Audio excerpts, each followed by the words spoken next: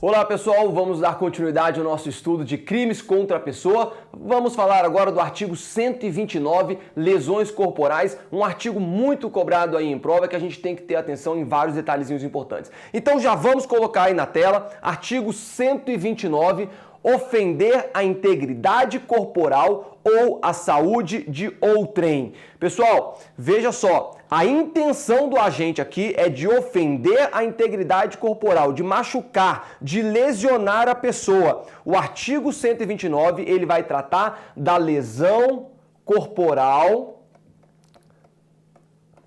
leve ou de natureza leve, tá bom? Lesão corporal leve, pena, detenção de 3 meses a 1 ano. Portanto, é um crime de menor potencial ofensivo. Muito interessante e muito importante com relação ao crime do artigo 129, o elemento subjetivo pode ser tanto o dolo quanto a culpa. Só que a culpa nós vamos ver lá no parágrafo 6º. No parágrafo 6º do artigo 129. Já o dolo, esse crime, quando ele é cometido com dolo direto, ele vai ser chamado também de animus laedendi ou animus nocendi. Tá bom? Vai que a nossa prova inventa de colocar esses nomezinhos, você já sabe que esse daí é o dolo de ofender a integridade corporal de alguém. Vem comigo aqui. Pessoal, importante, muito importante, entender a diferença entre lesão corporal leve e vias de fato, que é uma contravenção penal prevista lá no artigo 21 da Lei de Contravenções Penais. Vamos lá. Tanto a lesão corporal quanto a vias de fato são atos de violência, tá bom? As vias de fato são atos de violência. O que vai mudar em relação à lesão corporal e a vias de fato? Simples, o dolo do agente. Na lesão corporal, o dolo do agente é voltado para ofender a integridade física da vítima. Já nas vias de fato, o ânimos do agente, o dolo do agente é voltado simplesmente para ofender, para praticar um ato de violência sem ofender a integridade física da vítima. Veja só, uma diferença aqui. Imagina que você está no show e de repente no show aquele empurra, alguém te empurra um pouco mais forte, você não gosta. Sabe como é que é show, né? Aquela bagunça toda lá. Você não gosta, o que você faz? Você empurra a pessoa. Você empurra a vítima para que ela saia de perto de você. Veja, você teve a intenção de ofender a integridade física dessa vítima? Não. Mas você teve a intenção de praticar um ato de violência? Sim. Você empurrou a pessoa. Você praticou vias de fato. A pessoa nem se machucou, ela não está lesionada nem nada. As vias de fato não vão deixar lesões. Já a lesão corporal vai deixar lesões aparentes, vestígios no corpo da vítima. Outra situação, imagina que você está com raiva de alguém e dá um tapa na cara dessa pessoa. Muito cuidado. Se a sua intenção for ofender a integridade física dessa pessoa, lesão corporal. Mas se o tapa foi simplesmente aquele tapinha, tá com raiva, não sei o que, dá um tapa, mas sem ofender a integridade física da vítima, será vias de fato. Então, muito cuidado com essa diferenciação. E ela vai ser importante porque eu vou falar com vocês daqui a pouco sobre a aplicação do princípio da insignificância no crime de lesão corporal, beleza? Então já saiba que há essa diferença entre lesão corporal e vias de fato. Muito bem. Como é que a gente identifica o que vai ser lesão corporal leve e o que não vai ser? O que vai ser lesão corporal grave ou gravíssima? Muita atenção. A lesão corporal leve, ela é definida por exclusão. Então, houve lesão, mas essa lesão não é grave, tampouco gravíssima, tampouco seguida de morte, será considerado uma lesão corporal leve. Beleza, galera? Muito bem. Quero trazer aqui para vocês um pouco de Código de Processo Penal, um pouco de Direito Processual Penal, mas que é fundamental no estudo aqui de lesões corporais. Primeiro, pergunto a vocês, qual o principal meio de prova da lesão corporal? Vem comigo. Como que se prova que houve uma lesão corporal? Galera, tranquilo isso daí. exame de corpo de delito. Ah, não, acho que até tá pronto aqui, olha. Pronto, artigo 158. Exame de corpo de delito. Quando a infração deixar vestígios, lesão corporal deixa vestígios? Com certeza. Será indispensável o exame de corpo de delito, direto ou indireto, não podendo supri-lo a confissão do acusado. Então veja só, o acusado chega lá e fala, realmente eu agredi a vítima. Opa, agrediu a vítima? Então a gente nem precisa fazer o exame de corpo de delito. Errado, errado. A confissão não vai suprir o exame de corpo de delito. O exame de corpo de delito ele é obrigatório ser feito sempre que possível, beleza? Outra pergunta aí para vocês. Admite-se outro meio de prova? Vem comigo. Imagina que a gente não pode fazer o exame de corpo de delito. Professor, em que situação que a gente não poderia fazer o exame de corpo de delito? Ué, galera, imagina que uma pessoa foi agredida por outra e somente 2 meses após essa agressão, a vítima comparece à delegacia para registrar a ocorrência. Aquela lesão desapareceu. Isso quer dizer que não houve crime? Claro que não. Houve crime, mas não é mais possível fazer o exame de corpo de delito. Viu só? Então, olha aqui. Admite outro meio de prova? Com certeza. Artigo 167 do Código de Processo Penal, não sendo possível o exame de corpo de delito por haverem desaparecido os vestígios, a prova testemunhal poderá suprir-lhe a falta. Então, não posso fazer exame de corpo de delito. A prova testemunhal pode suprir? Pode, mas atenção, o Código de Processo Penal ele não fala pra gente, mas não é somente a prova testemunhal que pode suprir a falta do exame de corpo de delito. Quer ver outras provas? Fotos, um laudo médico de que a pessoa deu entrada no hospital em determinado dia e etc. Tá bom? A gente pode ter aí várias provas que eventualmente vão suprir o exame de corpo de delito. O que tem que ficar claro pra gente? Que podendo ser feito o exame de corpo de delito, ele deve ser feito. Não podendo, não, a gente pode ter outros meios de prova que vão substituir o exame de corpo de delito. Quando que não pode ser feito? Dei um exemplo para vocês. Quer ver outro exemplo? Imagina que uma pessoa mora muito longe do Instituto de Medicina Legal, não tem capacidade, não consegue se locomover até o IML para fazer esse exame de corpo de delito. Acabou não podendo ser feito. Mas ela tira uma foto mostrando as lesões que ela sofreu. Aquela foto pode ser usada? Claro que pode. Beleza, pessoal? Então, muita atenção. E a outra questão que é clássica é exatamente quando passou muito tempo da lesão corporal e, obviamente, vão desaparecer os vestígios. Muito cuidado em relação a isso, beleza? Admite-se sim outro meio de prova, mas podendo ser feito o exame de corpo de delito, ele é obrigatório, ele deve ser feito. Fechou, galera? Olha só, ação penal. Qual que é a ação penal na lesão corporal leve ou culposa e na lesão corporal grave, gravíssima ou seguida de morte? Esse ponto aqui também ele é fundamental, até porque ele vai combinar, a gente vai precisar combinar o Código Penal com a Lei 9.099. Olha aí na tela. Lei 9.099, artigo 88.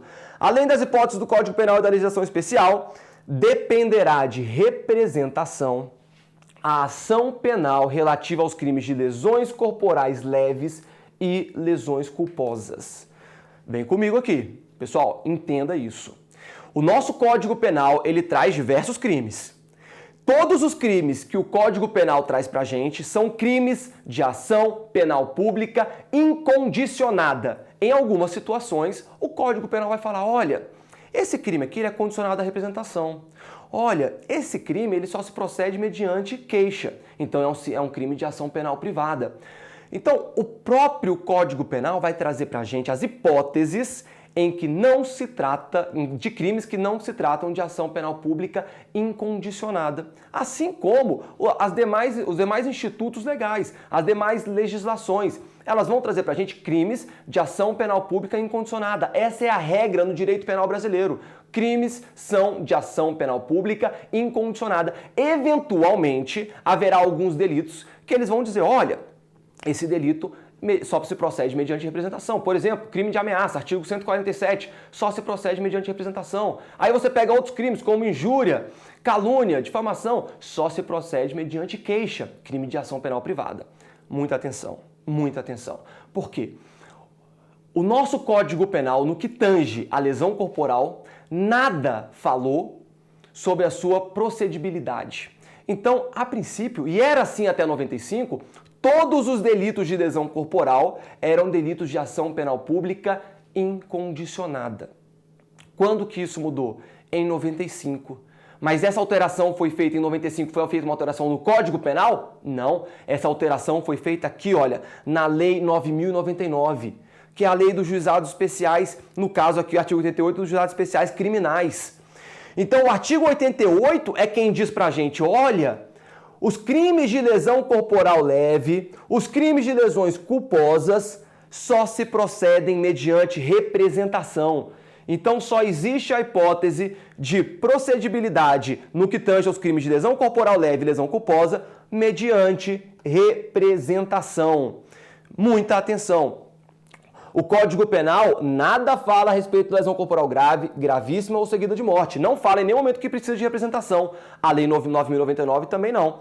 Portanto, lesão corporal grave, gravíssima ou seguida de morte são crimes de ação penal pública incondicionada. Beleza, galera? Lembrar isso daí. Muito bem. Atenção nesses detalhes. Não há crime de lesão corporal. E eu trouxe aqui aquilo que é importante, aquilo que cai em prova, para a gente ter conhecimento. Olha só, primeiro aí, não há crime de lesão corporal em que situação? Consentimento da vítima. Professor, quando que a vítima consente em ter a sua integridade física lesionada, atacada? Quer ver um exemplo? Brinco. Quando alguém coloca um brinco, tá tendo uma lesão ali na orelha, mas foi permitido. Quer ver outra hipótese? Tatuagem.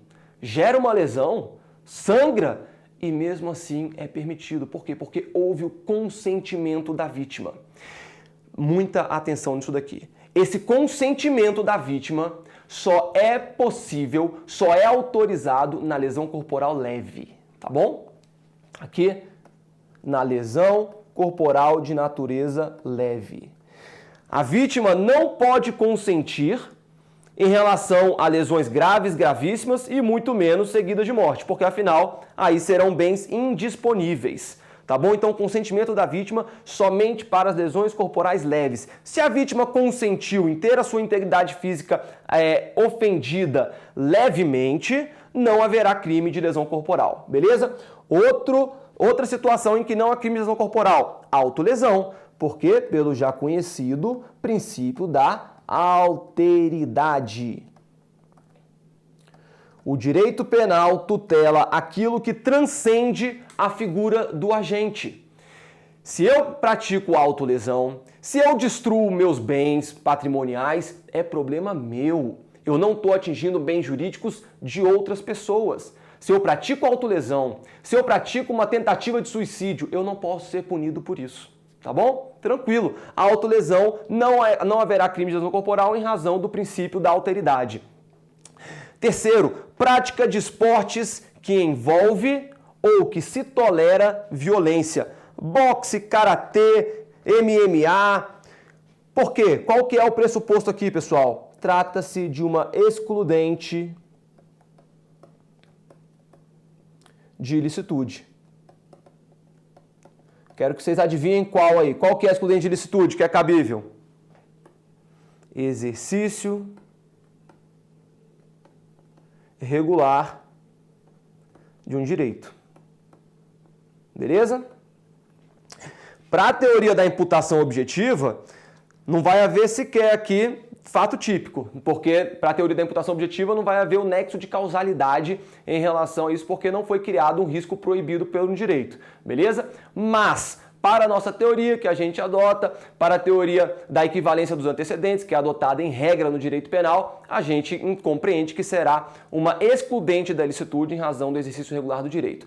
Beleza, galera? Atenção nisso daqui. O professor Diego, para quem conhece o professor Diego, a gente já jogou futebol junto e apesar da gente ser do mesmo time, ele queria ser o artilheiro do time e não queria que eu fosse. Eu tava lá com vários gols à frente dele. Um determinado momento, numa jogada, ele veio e me lesionou. Ele me empurrou na hora que eu fui saltar para cabecear, ele me empurrou para eu me lesionar e assim eu me lesionei e fiquei de fora da partida. Ele é um cara que ele gosta de marcar os gols ele próprio, ele não pensa na equipe.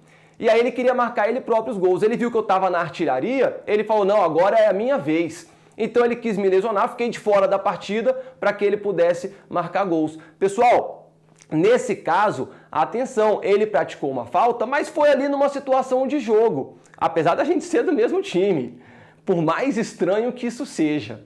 Tá bom? É uma situação de jogo, exercício regular do direito. É óbvio que se a situação sai muito das regras do jogo, uma violência gratuita, uma violência um pouco mais grave, ainda que gere lesões corporais leves, aí sim o agente pode ser imputado o delito, mesmo no âmbito da prática de esportes que envolve ou que se tolera violência. Beleza, galera? Princípio da insignificância. Eu não falei para vocês que era importante a gente saber a respeito das vias de fato? Olha só o princípio da insignificância. Pergunto a vocês, o princípio da insignificância, ele é aplicável ou não à lesão corporal? Digo para vocês, é aplicável, tá bom? É cabível. É cabível na lesão corporal. Por que muita gente achava que não era cabível o princípio da insignificância na lesão corporal? Porque eles diziam o seguinte, olha, o princípio da insignificância na lesão corporal cairia na conduta das vias de fato, tá bom? Esse era o argumento. Mas aí o STJ falou, não, nada disso. Vias de fato, o dolo do agente, em que pese ele praticar uma violência, o dolo do agente não é voltado para ofender a integridade física da vítima. Já na lesão corporal, o dolo é voltado, tá bom? Vamos supor que o cara deu um tapa para lesionar o braço, mas na verdade ficou só uma vermelhidão ali, acabou que não gerou uma lesão efetiva na pele da vítima. A gente pode aplicar aí o princípio da insignificância, vai depender da análise, obviamente, concreta da análise casuística, beleza? Mas é sim possível, lembre-se disso, é possível a aplicação do princípio da insignificância no delito de lesão corporal leve. Fechou, galera? Muito bem, na tela, olha aqui, vamos entrar agora na lesão corporal de natureza grave, grave em sentido amplo, tá bom, pessoal? Lembra bem disso. A nossa lei, o nosso Código Penal não trouxe pra gente aqueles nomes que a gente conhece como lesão corporal grave e gravíssima. Por quê? Ela simplesmente trouxe um título aqui, olha, lesão corporal de natureza grave. E essa lesão corporal de natureza grave é em sentido amplo, tá bom? Aí, quando a gente vem para o parágrafo 1º e o parágrafo 2º, é que vai ter essa diferenciação em natureza grave e gravíssima. O parágrafo 1º vai ser a lesão corporal de natureza grave em sentido estrito.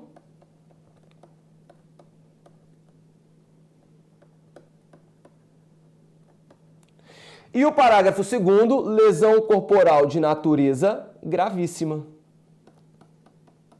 Professor, eu achei que essa diferenciação era trazida pelo Código Penal. Não, não é não. Essa diferenciação é trazida pela doutrina. A doutrina que convencionou chamar lesão corporal grave e gravíssima. E olha que interessante, depois, posteriormente, outras leis passaram a adotar. Por exemplo, a Lei 8.072, a Lei dos Crimes Hediondos. Ela vai já adotar esse conceito de lesão corporal gravíssima, se referindo aqui ao parágrafo 2º. Pessoal, deixa eu falar uma coisa importantíssima para vocês. Vocês precisam saber esses incisos aqui. Você tem que saber exatamente o que está dentro de lesão corporal grave e o que está dentro da lesão corporal gravíssima, tá bom? Vem comigo. Muita questão de prova vai cobrar exatamente isso, tá bom? Então, tem que saber? Tem que saber. Faz aí, tem alguns mnemônicos que a galera usa, você pode usar aí alguma forma para você saber. Uma delas, que a galera usa aí, é de PIDA, PIDA, tá bom? Perigo de vida, incapacidade, debilidade, aceleração. Então, de parto. Então, você consegue, pelo PIDA aí, você consegue a primeira letra de cada uma delas. E a de baixo seria a peida, galera. É isso aí. Olha só, também, ó, perda, enfermidade, incapacidade permanente para o trabalho, deformidade permanente e aborto. Enfim, só aí uma opção para vocês, caso vocês queiram decorar dessa maneira, é uma opção que tem aí que a galera às vezes usa para poder decorar. E é importante demais que vocês saibam todas as hipóteses. Muitas questões de prova, tá bom? Muitas questões de prova vão pedir exatamente isso. O que é lesão corporal grave, o que é lesão corporal gravíssima? E vão tentar confundir uma com a outra, beleza? Então tem que saber? Tem que saber. Muito bem. Olha só, a pena da lesão corporal de natureza grave, reclusão de 1 a 5 anos. Cabe, portanto, suspensão condicional do processo. Já a lesão corporal gravíssima, reclusão de 2 a 8 anos, não cabe suspensão condicional do processo. Beleza, galera? Vamos ver cada uma dessas hipóteses, porque são bem importantes, tem alguns detalhezinhos importantes aí pra gente passar. Primeiro, estamos na lesão corporal de natureza grave. Parágrafo 1º, se resulta incapacidade para as ocupações habituais por mais de 30 dias. Primeiro ponto importante pra gente falar aqui, olha. Trata-se de crime a prazo. Ele só se consuma depois desse prazo legal aqui, olha, de 30 dias, tá bom? Outro ponto importante, o que vai ser considerado ocupações habituais? Vem comigo. Ocupações habituais, galera, lembra disso que isso aqui cobra demais. Ocupações habituais não se trata somente de trabalho, tá bom? As minhas ocupações habituais, vamos lá. Eu vou para a delegacia, é trabalho. Eu dou aula no Gran Cursos, é trabalho. Mas eu também vou para a academia 3 vezes por semana. É uma ocupação habitual que eu tenho, é um hábito que eu tenho. Em razão de uma lesão corporal que eu sofri, uma lesão corporal grave que eu sofri, eu posso trabalhar, eu posso dar aula, eu posso ir para a delegacia, mas eu não consigo. Eu tomei uma pancada no ombro aqui que lesionou o meu músculo, eu não consigo mais ir para a academia. Eu estou proibido de ir para a academia por mais de 30 dias. Ou seja, como decorrência dessa lesão corporal, eu fiquei privado de realizar uma ocupação habitual que eu tinha. Então, muita atenção, ocupações habituais não se refere somente a trabalho, se refere a qualquer ocupação habitual que a pessoa tenha. O professor Diego, dizem, eu não sei, ele nunca me falou, né, mas dizem por aí que ele gosta de dançar lambada 3 vezes na semana. Se eventualmente alguém lesioná-lo e ele machucar a perna e de forma que ele não pode dançar a sua lambada 3 vezes por semana, ele pode eventualmente ser vítima desse delito. Lembrando sempre que se trata de um crime a prazo. A pessoa não pode realizar as suas ocupações habituais por mais de 30 dias. E aí tem um detalhe importante. Lembra que a gente falou do exame de corpo de delito? Neste caso aqui, nós precisamos de 2 exames de corpo de delito. O inicial, para atestar a lesão, e um complementar, para demonstrar que essa incapacidade perdurou por mais de 30 dias. Beleza, pessoal? Então, atenção aí em relação a esses detalhezinhos desse inciso primeiro. Muito bem. Inciso segundo, perigo de vida. O que eu tenho para falar para vocês aqui? Que esse perigo de vida tem que ser concreto. Como assim concreto? Vem comigo. Imagina que eu pego um bastão de beisebol e quero dar na cabeça de uma vítima. Só que na hora que eu dou essa bastãozada lá, que eu viro a paulada, o bastão ele passa de raspão aqui, ó, na cabeça da pessoa, gera uma lesãozinha leve. Nossa, professor, mas teve perigo de vida? Se o bastão tivesse acertado a cabeça dele em cheio, ele poderia ter morrido? Veja. Esta qualificadora da lesão corporal grave não leva em consideração o que poderia ter acontecido. É uma análise de diagnóstico, o que aconteceu, o que foi que ocorreu no passado. Neste caso, que eu dei um bastão, dei lá uma porrada com uma paulada e simplesmente passou de raspão, lesão corporal leve. Outra situação. Eu dei o bastão agora, dei lá a pancada com a paulada, mas bateu na cabeça em cheio. A vítima foi levada para o hospital. No hospital, foi constatado que ela teve um traumatismo craniano. Aí sim, o traumatismo craniano vai configurar um perigo de vida. Geralmente, na vida prática, tá bom, que eu vejo na delegacia, o perigo de vida, quando a pessoa tem que passar por uma cirurgia, aí os médicos legais, eles incidem essa qualificadora. Eles entendem que houve perigo de vida, tá bom? Mas isso daí é somente da vida prática, não é o que vai ser cobrado em prova. A prova ela vai ter que falar claramente para você que houve perigo de vida. O que você precisa lembrar é que esse perigo de vida é concreto, tem que ter efetivamente ocorrido um perigo de vida. E quem vai atestar se houve perigo de vida ou não? O exame de corpo de delito. Fechou? Muito bem. Na tela... Então, fechou. Perigo de vida. Vamos para debilidade permanente de membro, sentido ou função. Trouxe aqui para vocês. O que é membro? Membro é isso daqui, olha. É isso daqui. Braços, mãos, pernas e pés. Tá bom? Isso são os nossos membros. Sentido. Visão, olfato, tato, audição, paladar. Função. Função a gente tem várias, tá bom? Sistema respiratório, neurológico, urinário, reprodutório, aí a gente tem várias funções no nosso organismo. Muita atenção, muita atenção. A prova vai querer te confundir a debilidade permanente de membro, sentido ou função com a perda ou inutilização de membro, sentido ou função. Que aí vai ser uma hipótese de lesão corporal gravíssima, tá bom? Sofri uma lesão em que eu não consigo mais movimentar minha mão perfeitamente. É uma debilidade permanente, tá bom? Sofri uma lesão em que foi decepada a minha mão. Aí eu perdi o membro. Viu só? Essa é a diferença. Outro detalhe importante. Vamos supor que tenha perdido um dedo. Alguém pegou uma faca lá para me lesionar e cortou meu dedo fora, cortou meu mindinho fora. Eu te pergunto, isso é uma debilidade permanente de membro ou uma perda ou inutilização de um membro? Vem comigo aqui, olha aqui na tela, olha aqui. O que eu falei para vocês que é membro? Braços, mãos, pernas e pés. Dedo, por acaso, é um membro? Não. Então, eu não vou ter a perda ou a inutilização de um membro quando eu perco o dedinho da minha mão. Mas eu vou ter uma debilidade permanente. Se eu perco um dedo da mão, eu vou ter uma debilidade permanente, não uma perda ou inutilização. Tá bom? Fechou, galera? E muita atenção aí, com relação a tem um ponto importantíssimo que é com relação aos órgãos duplos. Olha aqui, órgãos duplos. Por exemplo, rim. A gente pode falar aqui da audição, que a gente ouve com 2 ouvidos. Vamos supor que uma lesão corporal foi causada na vítima e que, em decorrência dessa lesão, a vítima perdeu um rim. Ou, em decorrência dessa lesão, a vítima perdeu a audição de um ouvido. Quando nós temos órgãos duplos e que um deles sozinho pode continuar a exercer aquela função ou aquele sentido, nós não teremos a perda ou a inutilização de um membro, sentido ou função. Ou seja, o que eu estou dizendo para vocês, se há uma paulada na barriga da pessoa e ela perde um rim em razão dessa lesão corporal, o agente responde por lesão corporal grave. Olha aqui na tela, por quê? Porque houve a debilidade permanente do membro, sentido ou função. Professor, mas ele perdeu o rim, tinha que entrar lá na gravíssima. Pessoal, mas é um órgão duplo.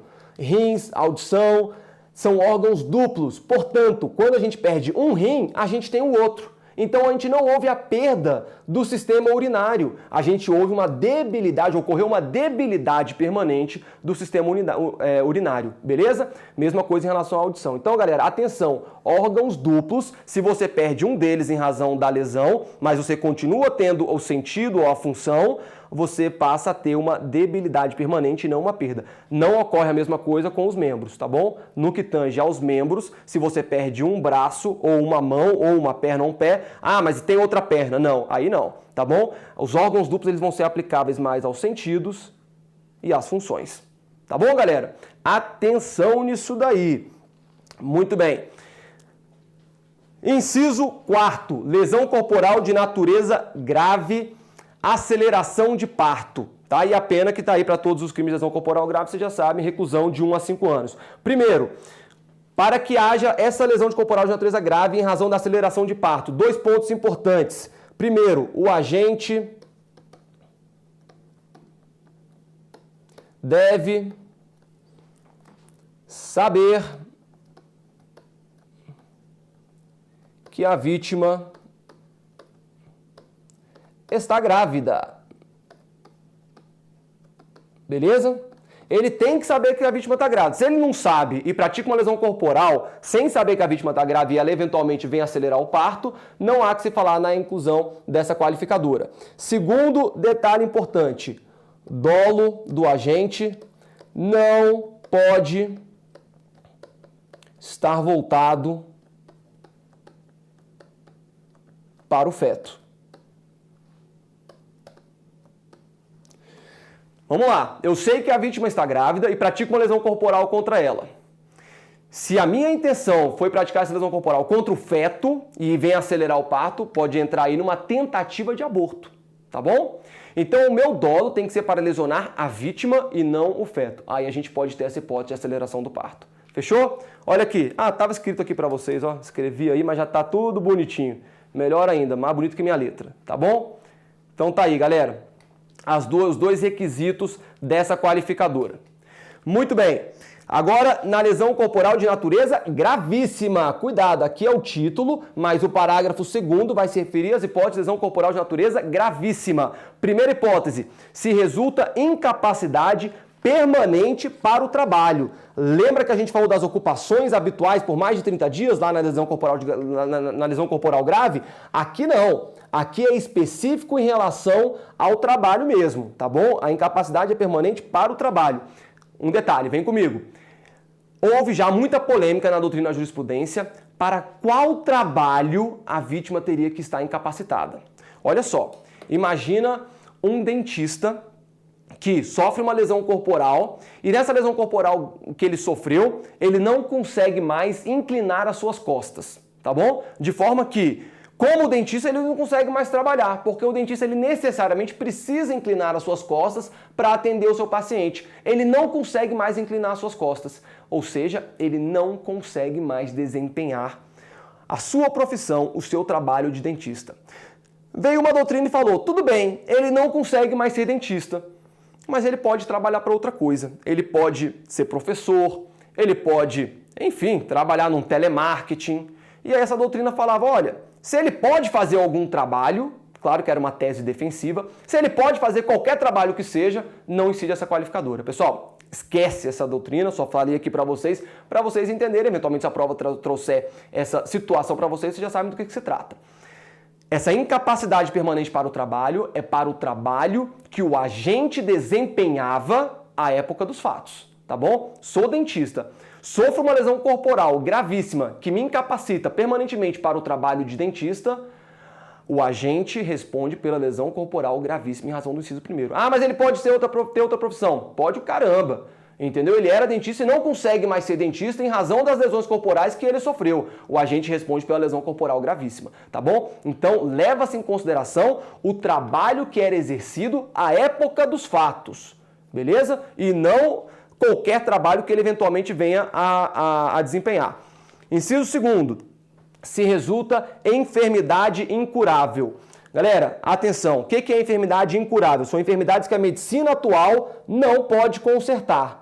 Então, eu quero trazer aqui uma linha do tempo para vocês. Imagina que aqui eu sofro uma lesão com enfermidade incurável, tá bom?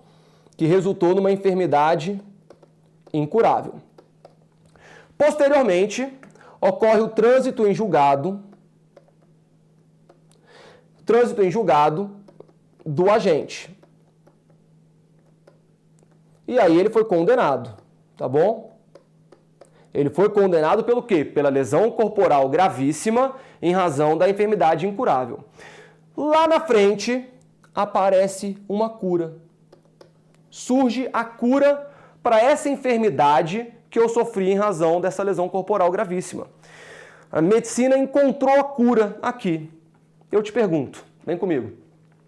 Pode haver a revisão criminal? Ou seja, a gente pode agora voltar, desconstituir a coisa julgada e falar, olha, como agora a medicina encontrou a cura e a vítima poderá ser curada, o agente não deve mais responder pela lesão corporal gravíssima em razão da enfermidade incurável. A gente pode fazer isso? Não. O que vai levar em conta é se a lesão gera uma enfermidade incurável na tela, a época dos fatos, com relação ao momento da consumação. Se no momento da consumação tratava-se de uma lesão corporal de natureza gravíssima em razão da enfermidade incurável, ainda que posteriormente venha a encontrar a cura, o agente responderá normalmente por essa qualificadora. Beleza, galera? Atenção em relação a isso daí. Muito bem. Aqui, aquela outra hipótese de lesão corporal de natureza gravíssima, que é com relação à perda ou inutilização do membro, sentido ou função. E aqui tem que haver a perda, tá bom? Ou a inutilização. Perda, mutilação, amputação, inutilização do membro, por exemplo. O que seria isso? A perda do membro é decepar, cortar fora. A inutilização é quando a gente fica, por exemplo, paralítico, tetraplégico. Ele tem lá os membros, mas estão inutilizados. Eles continuam ligados ao corpo, não houve a perda do membro, mas estão inutilizados, tá bom? Essa que é a inutilização aí do membro. Sentido ou função, e da mesma maneira aí que a gente já comentou lá na lesão corporal grave. Lembrando novamente que quando você tem órgãos duplos e ambos são lesionados, aí sim a gente vai estar diante aqui do inciso 3º, beleza? Ponto importante, galera, situações que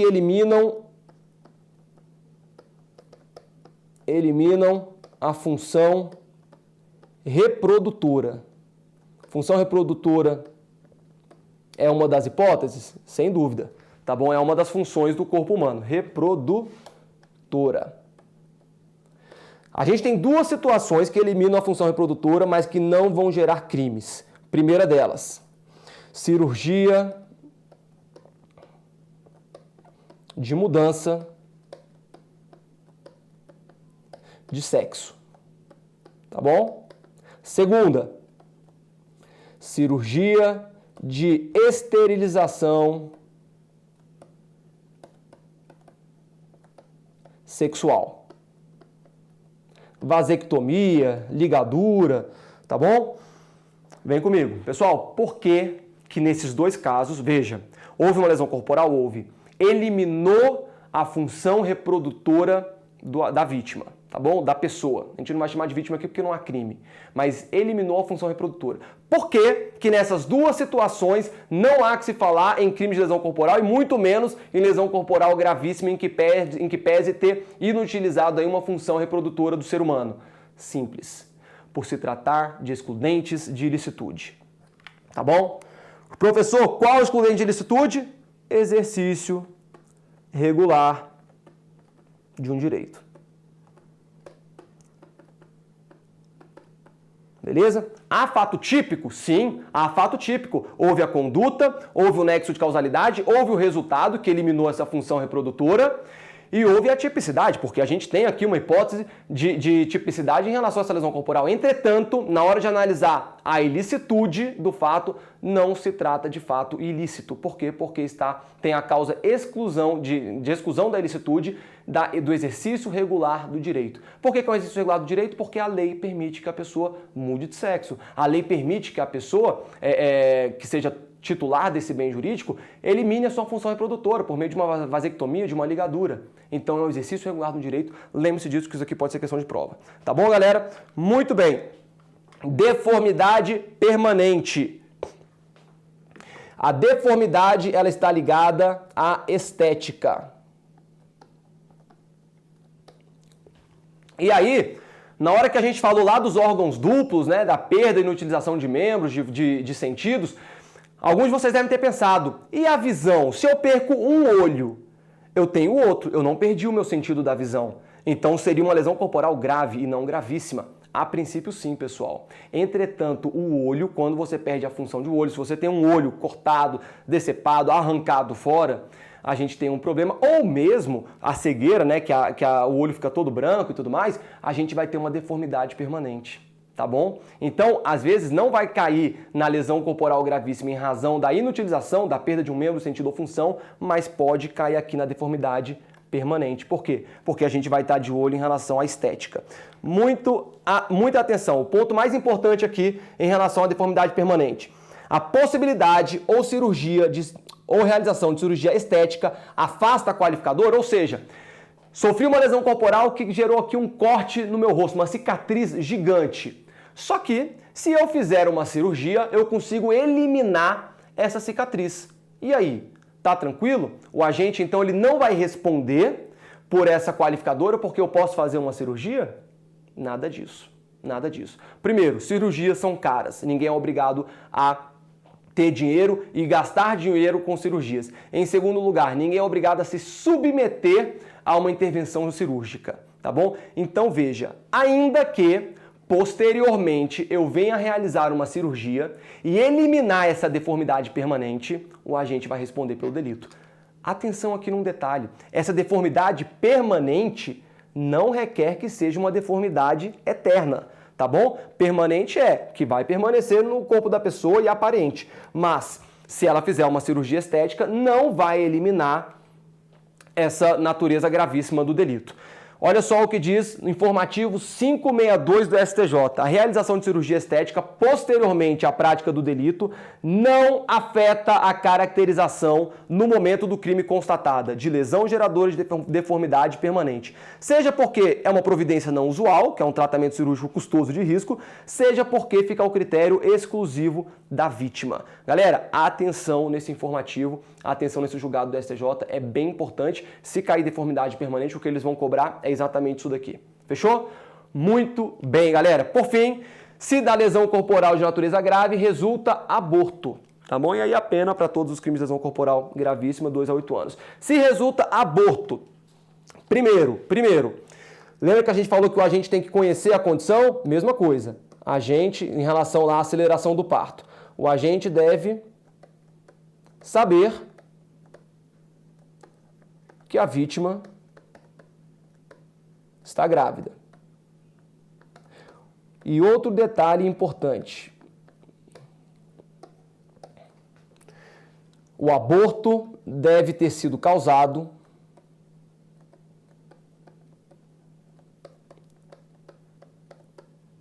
por culpa. Ou seja, novamente, o dolo do agente não foi gerar o aborto da vítima, do feto da vítima. O dolo do agente foi voltado para lesionar a vítima e, de maneira culposa, não era a intenção dele, a vítima veio a abortar. Trata-se, portanto, de uma hipótese de delito pré-terdoloso. Delito pré-terdoloso. Houve dolo na conduta e culpa no resultado, dolo no antecedente, culpa no consequente. Se o agente tiver a intenção dele voltada para causar o aborto na vítima, ele vai responder lá pelo artigo 125, aborto sem o consentimento da gestante. Ele responde pelo artigo 127, que aí são as hipóteses qualificadas do aborto, tá bom? Mas essa hipótese aqui do artigo 129, parágrafo 2º, inciso 5º, somente quando o dolo do agente não é voltado para gerar o aborto na vítima. Ele quer agredir a vítima. Em decorrência dessas agressões, por culpa, o aborto acaba sendo causado. Beleza? É uma hipótese pré-terdolosa. E todas essas hipóteses do parágrafo 1º e parágrafo 2º do artigo 129, as lesões corporais graves e gravíssimas, tanto elas podem ser causadas por dolo direto e algumas delas também por pré-terdolo. Beleza, galera? Muito bem, vamos parar por aqui então. Daqui a pouco a gente continua o estudo aí de lesão corporal. Até lá!